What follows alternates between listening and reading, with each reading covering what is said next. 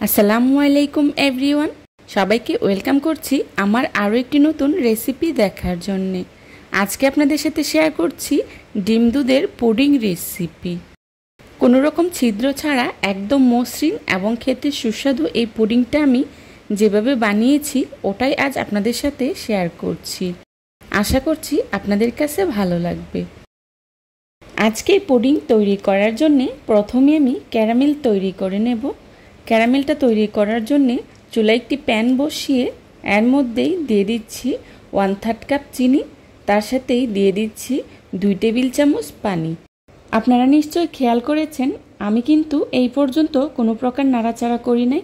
ক্যারামেলটা যখন কিছুটা কালার হয়ে এসেছে তখনই নেড়ে তৈরি করে নিতে হবে, তার আগে নাড়াচাড়া করা যাবে না।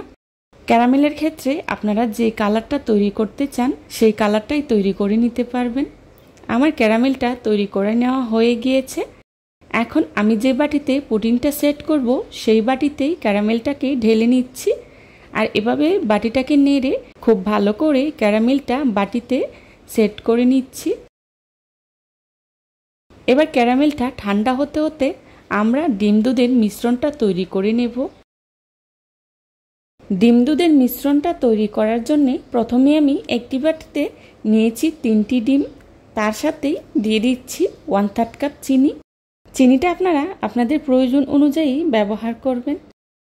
আর দিয়ে দিচ্ছি 1/2 চা চামচ লবণ। এখন চিনিটা গলে আসা পর্যন্ত ডিমটাকে আমি খুব ভালো করে ফাটিয়ে নেব। আপনারা চাইলে চিনিটাকে ব্লেন্ডারে খুব ভালো করে গুঁড়ো করে ব্যবহার করতে পারেন। এই পর্যায়ে দিয়ে দিচ্ছি 1 চা চামচ ভ্যানিলা এসেন্স। এখন নেড়ে ডিমের সাথে খুব ভালো করে মিশিয়ে নেব। মেশানো হয়ে গেলে দিয়ে দিচ্ছি দুধ। এখানে আমি 500 গ্রাম দুধ ব্যবহার করেছি, আর দুধটাকে আমি আগে থেকেই খুব ভালো করে জাল করে নিয়েছি। এখন আবারও নেড়ে খুব ভালো করে মিশিয়ে নেব। এই পর্যায়েই দিয়ে দিচ্ছি 1 চা চামচ কর্নফ্লাওয়ার। এখন নেড়ে খুব ভালো করে মিশিয়ে নেব। যাদের পুডিং ভেঙে যায় তারা চাইলে আমার মতো কর্নফ্লাওয়ার ব্যবহার করতে পারেন, এতে ভেঙে যাওয়ার ভয় অনেকাংশেই কমে যায়। আমার ডিম দুধের মিশ্রণটা তৈরি করে নেওয়া হয়ে গিয়েছে। এখন মিশ্রণটাকে আমি ক্যারামেল যে বাটিতে সেট করেছি ওই বাটিতেই ঢেলে নিচ্ছি। তার আগে আমি একটি স্ট্যানারের সাহায্যে ডিম দুধের মিশ্রণটাকে খুব ভালো করে ছেঁকে নিচ্ছি। মিশ্রণটাকে অবশ্যই ছেঁকে নিতে হবে, তা না হলে পুডিং মসৃণ হবে না। আমার পুডিংয়ের মিশ্রণটা ছেঁকে নেওয়া হয়ে গিয়েছে। পুডিংটা অনেকভাবেই সেট করা যায়, তবে আমি আজকে সনাতন পদ্ধতিতেই পুডিংটা সেট করে দেখাচ্ছি। প্রথমে চুলায় একটি প্যান বসিয়ে এর মধ্যেই একটি স্ট্যান্ড বসিয়ে তার উপরেই দিয়ে দিচ্ছি পুডিংয়ের বাটিটা। এখন পরিমাণ মতো পানি দিয়ে দিচ্ছি।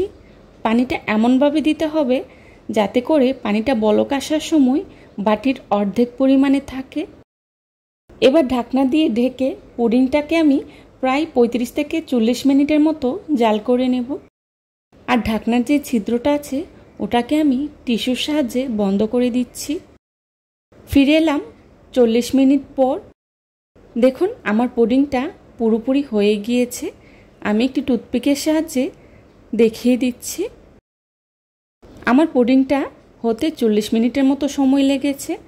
আপনাদের 35 মিনিট বা 30 মিনিটের মতো লাগতে পারে। এখন পুডিংটাকে আমি চুলা থেকে নামিয়ে নিচ্ছি। আর পুডিংটাকে চুলা থেকে নামিয়ে 2 ঘন্টার মতো নর্মাল ফ্রিজে রেখেছিলাম।